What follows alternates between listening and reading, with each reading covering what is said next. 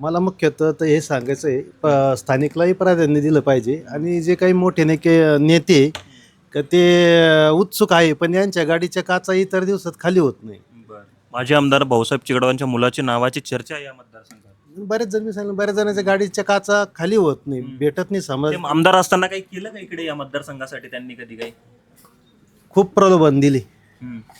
Chocolate समजू आपण, मला तर सांगितलं होतं स्वतःला, मी 18 फुटाचा शिवाजी महाराजांचा पुतळा या गाराज गावात करून देईन. हो, आश्वासन दिलं होतं. नाही, फार मोठी गोष्ट. छत्रपती शिवाजी महाराजांच्या पुतळ्याची घोषणा केली, चिगडावकरांनी दिली नाही. हो, नाही आता काय भूमिका असणार आहे तुमची?